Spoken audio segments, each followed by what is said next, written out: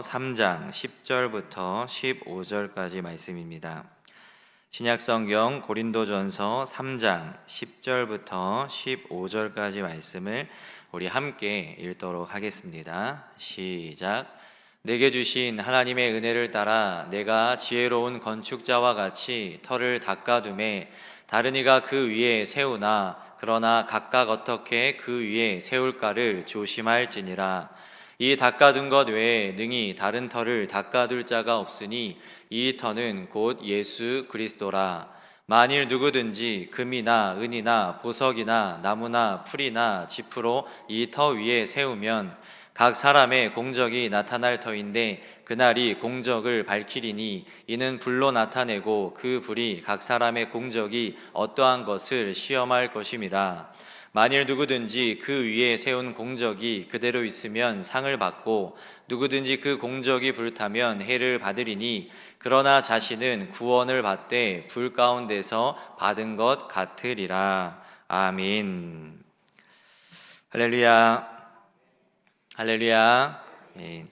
오늘도 이 저녁 이렇게 하나님 앞에 나와서 또 온라인으로 각 가정에서 하나님 앞에 예배드리는 우리 모든 성도님들 가운데 하나님의 은혜와 사랑이 충만할 수 있기를 간절히 소망합니다. 내일은 대학 수학 능력 시험, 즉 수능 시험이 있는 날입니다.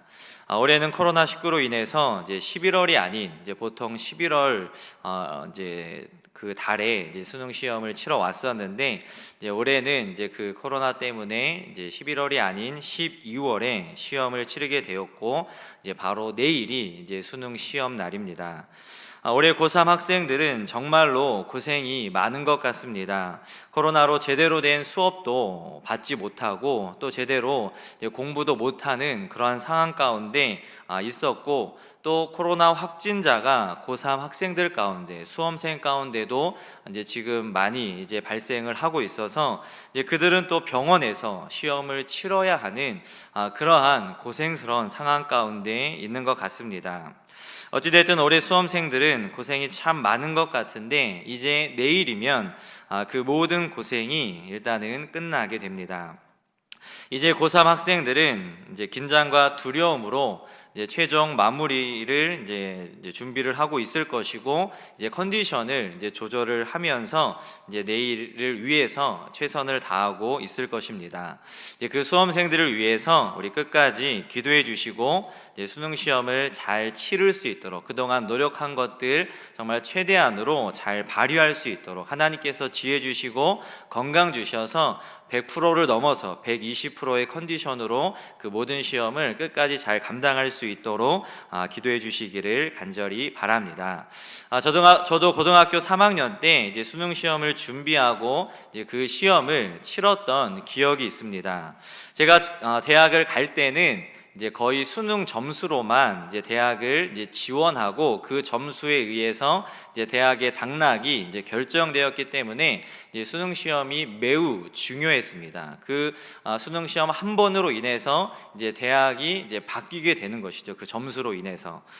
시험을 치르는 당일에는 갑자기 좀 추워져서 수능 날은 왜 그렇게 이제 추운지 모르겠는데 이제 제가 시험을 볼 때도 갑자기 이제 추워져서 이제 옷을 두툼하게 입고 이제 시험장으로 이제 갔던 기억이 있습니다. 그리고 시험장에서 시험을 어떻게 치렀는지도 기억이 안 날 정도로 이제 긴장하고 이제 떨리는 마음으로 이제 그 모든 시험을 봤던 기억이 있습니다. 우리나라의 많은 학생들은 진학을 위해서 그리고 시험을 잘 보기 위해서 최선을 다해서 열심히 공부를 하게 됩니다. 그리고 공부를 잘 하기 위해서 노력하고 또 여러 가지 이제 방법들을 동원합니다. 공부하는 수많은 방법들이 있겠지만 공부를 잘 하기 위해서는 무엇보다도 기초가 탄탄해야 합니다.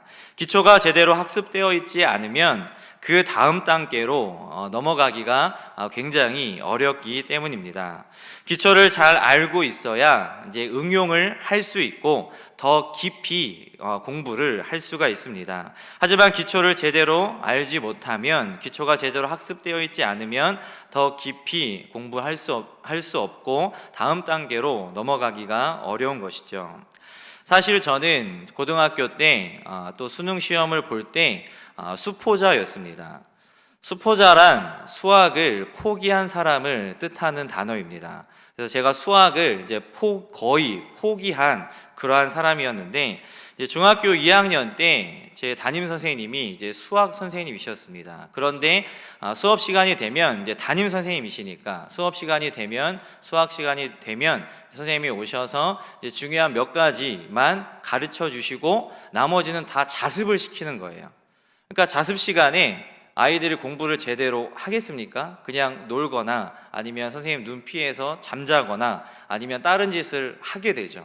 저도 그렇다 보니까 중학교 2학년 때 제대로 수학 공부를 하지 못했습니다.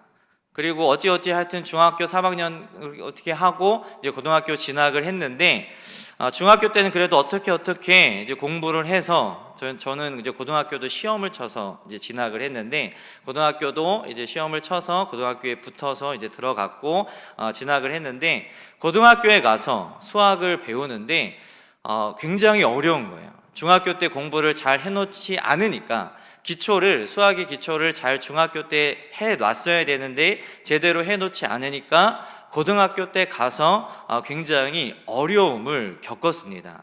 그래서 저는 이제 또 물론 이제 수학적인 머리가 이제 안 되는 것도 있었겠죠. 이제 수학적 사고보다는 이제는 뭐 문과 쪽인 그런 이제 머리였기 때문에 아마도 더 어렵지 않았나라는 생각을 하게 되는데, 어찌 됐든 그렇게 수학을 고등학교 돼서야 공부를 하려니까 굉장히 어려워서 점점점 이제 손을 놓게 되고 결국에는 포기를 하게 되는 그러한 상황까지 갔던 그러한 기억이 있습니다. 이처럼 기초가 제대로 되어 있지 않으면 다음 단계로 넘어가는 것이 쉽지가 않습니다. 기초의 중요성은 공부뿐만 아니라 건물을 지을 때도 적용됩니다. 우리나라에서 가장 높은 건물은 잠실에 있는 롯데타워로 지상 123층으로 555m라고 합니다. 두 번째로 높은 건물은 바로 우리 부산에 있는 해운대에 있는 LCT라는 건물로 이제 101층 그리고 412m의 높이로 이제 우리나라에서 두 번째 높은 건물이라고 합니다. 우리나라에서 가장 높은 그 롯데타워를 지을 때 이제 기초공사는 그 규모가 굉장했다고 합니다. 가로 세로 72m로 약 축구장 넓이 가까이 되는 그러한 규모로 기초공사가 진행이 됐고, 거기에 사용된 콘크리트 양은 76,800톤, 그러니까 레미콘 차량으로 약 5,300여 대가 동원이 되어서 기초 작업을 했다고 합니다. 그리고 철근은 약 4,000톤으로 철근의 직경, 그러니까 이제 두께죠, 이 둘레, 이 직경도 5.1cm에 달하는 굉장히 이제 굵은 철근으로만 이제 그 건물에 기초 공사를 했다고 합니다. 왜 이렇게까지 기초 공사를 대규모적으로 했냐 하면 그만큼 중요했기 때문입니다. 기초가 튼튼해야 절대 무너지지 않는 555m의 초고층 건물을 지을 수 있기 때문에 그러한 엄청난 규모로 기초공사를 진행한 것이죠. 우리나라는 부실공사의 피해를 잘 알고 있는 나라입니다. 그래서 부실공사가 어떠한 결과를 초래하는지 우리나라는 이미 경험을 했었죠. 그래서 상품백화점의 이제 건물이 무너지는 사고를 통해서, 또 성수대교의 그 다리가 무너지는, 아래로 떨어지는 그러한 사고를 통해서 부실공사가, 또 부실감리가 어떠한 결과를 초래하고 어떠한 어떠한 사고를 일어나게 하는지를 우리는 잘 알고 있습니다. 그렇기 때문에 건물을 지을 때 그 기초 공사를 잘 해야 된다라는 것은 이제 누구나 다 아는 사실입니다. 마찬가지로 오늘 말씀에 바울은 자신을 고린도 교회의 기초 공사자로 비유하면서 교회의 기초, 그리고 신앙의 기초가 무엇인지 우리에게 알려주며 그 중요성을 말하고 있습니다. 오늘 우리가 읽은 본문 10절, 11절 말씀을 함께 읽어보면 우리 다시 한번 읽어볼까요? 10절, 11절 말씀입니다. 시작. 내게 주신 하나님의 은혜를 따라 내가 지혜로운 건축자와 같이 터를 닦아두매 다른 이가 그 위에 세우나 그러나 각각 어떻게 그 위에 세울까를 조심할지니라. 이 닦아둔 것 외에 능히 다른 터를 닦아둘 자가 없으니 이 터는 곧 예수 그리스도라. 아멘. 교회의 기초는 예수 그리스도입니다. 왜냐하면 예수 그리스도 외에는 구원 얻을 만한 다른 이름을 우리에게 주시지 않았기 때문이죠. 또 교회는 그 예수 그리스도를 구원자로 믿는 믿음 위에 세워진 신앙 공동체이기 때문입니다. 초대교회의 시작을 보면 그 사실을 우리가 잘 알 수가 있습니다. 초대교회가 시작될 때 이제 예수님의 제자들이 이제 베드로와 그 다른 제자들이 성령을 받고 또 베드로의 설교, 제자들의 설교를 통해서 수많은 사람들이 예수님을 믿게 됩니다. 구주로 이제 믿게 되죠. 구원자로 받아들이게 됩니다. 그리고 그 예수 그리스도를 구원자로 믿는 그 믿음의 사람들이 모임으로써 그 모임이 신앙 공동체가 되었고 그 신앙 공동체가 교회로 발전하게 되었다는 사실을 우리가 초대교회의 그 모습을 통해서 잘 알고 있습니다. 마찬가지로 우리 개인의 믿음의 기초, 신앙의 기초는 바로 예수 그리스도입니다.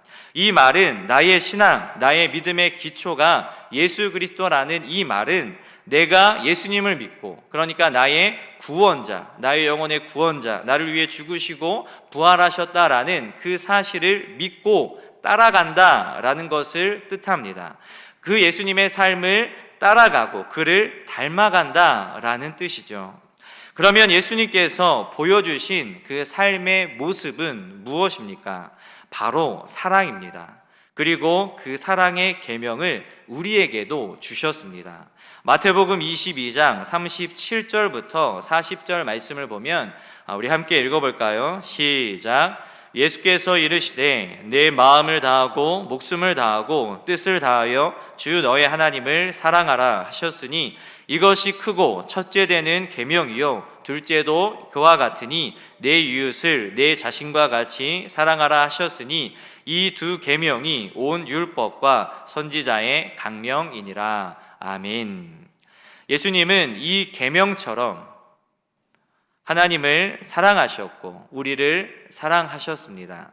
그래서 하나님의 말씀에 순종하셨습니다. 그 순종으로 인하여서 인간의 몸을 입고 이 땅에 오셨고 또 하나님의 말씀을 전하셨고 천국을 전파하시면서 하나님께서 맡겨주신 그 사역을 잘 감당하였습니다. 왜? 하나님을 사랑하니까 그 말씀에 순종을 한 것이죠. 또 하나님을 사랑하여서 성전을 더럽히는 자들을 꾸짖으셨고 하나님 앞에 바르지 못한 지도자들, 바리새인과 서기관들과 여러 종교 지도자들을 책망하셨습니다. 그리고 또 예수님은 이웃, 우리를 사랑하셔서 죽기까지 사랑하셨고 먼저 찾아와 주셨습니다. 그리고 연약한 자들, 아픈 자들을 만나 주셨고 치료해 주셨고 그들과 함께 하셨습니다. 이처럼 예수님의 삶의 모습은 사랑이었습니다. 하나님을 사랑하고 이웃을 사랑하고 나 자신을 사랑하는 것입니다.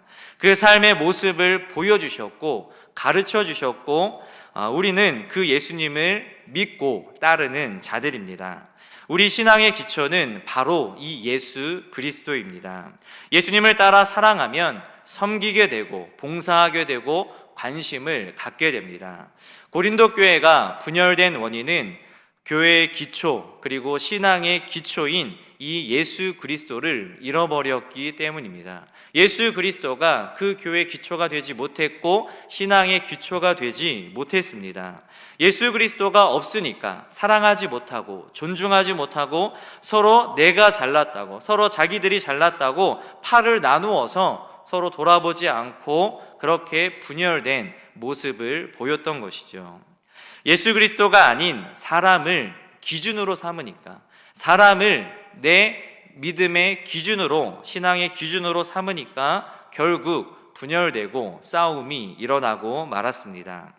그들에게 예수님이 신앙의 기초로 서 있고 예수 그리스도를 따라서, 그 삶의 모습을 따라서 사랑했다면 결코 분열되지 않았을 것입니다. 우리도 마찬가지입니다. 예수님이 저와 여러분들의 믿음의 기초가 되어야 합니다. 그분을 믿으면 그분의 삶을 따라야 합니다. 그분의 삶을 따르는 것은 바로 사랑하는 것입니다. 하나님을 사랑하고, 교회를 사랑하고, 하나님의 말씀을 사랑하고, 교회에 맡겨진 일을 감당하고, 교회를 위해서 봉사하고 헌신하고, 이웃을 사랑하고, 성도를 사랑하고, 섬기고, 존중해주고, 또 나를 사랑해서 나의 정체성을 알고, 내 정체성이 하나님의 자녀, 하나님의 사람이다라는 그 정체성을 알고 나를 사랑하며 하나님 앞에 온전히 살아가는 것, 하나님 앞에 믿음으로 살아가는 것, 그것이 바로 예수 그리스도의 삶을 따르는 것, 예수 그리스도를 나의 신앙의 기초, 믿음의 기초로 삼아 살아가는 것입니다.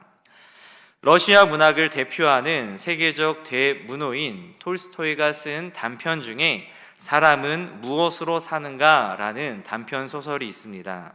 하나님의 뜻을 거역한 죄로 인간 세상에 버려진 천사 미하엘이 구두 수성공 세몬을 만나서 세몬과 그의 가정의 도움으로 깨달음을 얻는 내용입니다. 하나님은 미하엘에게 세 가지 진리를 깨달은 뒤에 하늘나라로 돌아올 것을 명령하며 세상으로 쫓아냅니다. 그 세 가지는 사람의 마음에는 무엇이 있는가, 또 사람에게 허락되지 않은 것은 무엇인가, 또 사람은 무엇으로 사는가라는 세 가지 진리였습니다. 톨스토이는 이 소설에서 사람은 무엇으로 사는가라는 질문에 바로 사랑으로 산다라고 대답을 합니다.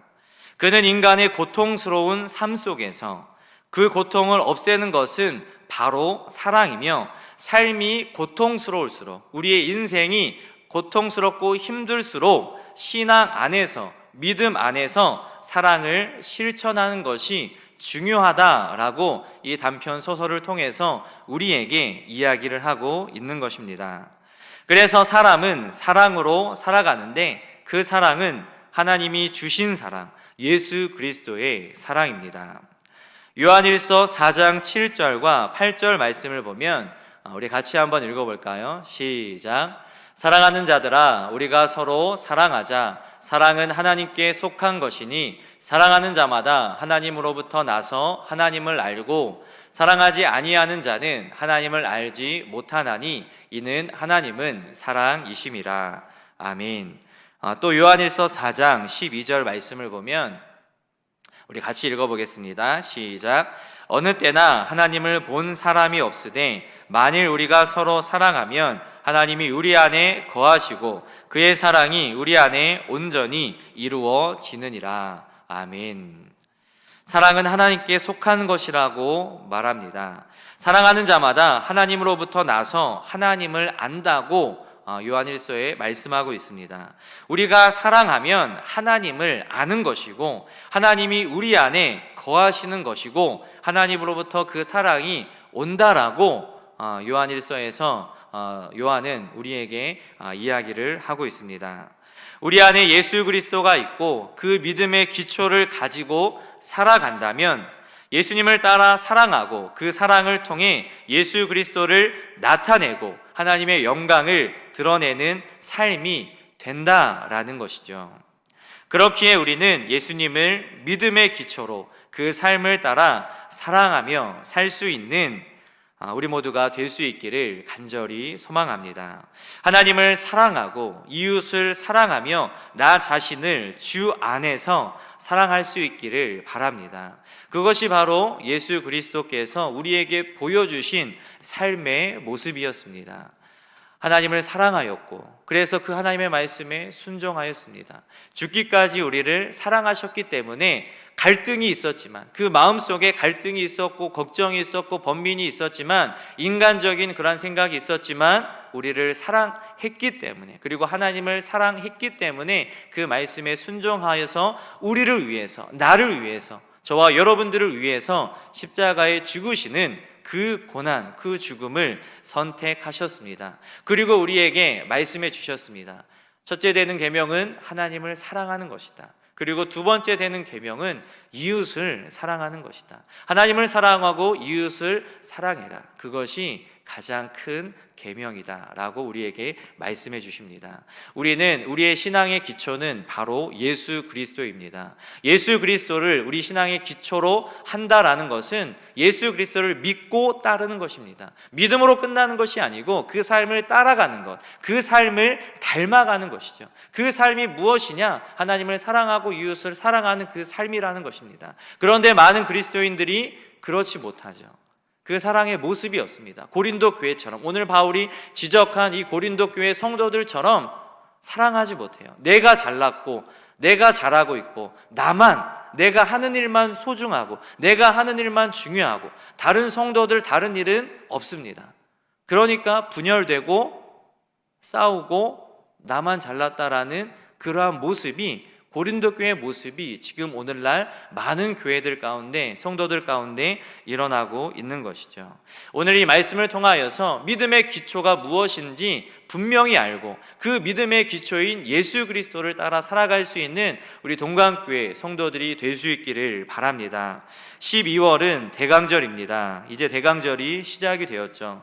대강절이란 예수님의 오심을 기다리는 절기입니다. 예수님께서 이 땅에 오셨던 그 초림의 예수님을 기다리는 절기, 그리고 다시 오실 그 예수님, 재림의 예수님을 기다리는 절기가 바로 대강절입니다. 그러면서 그 대강절을 보낼 때 우리는 그 예수 그리스도를 기억하며 그 예수 그리스도를 생각하며 묵상하며 그 기간을 보내게 됩니다.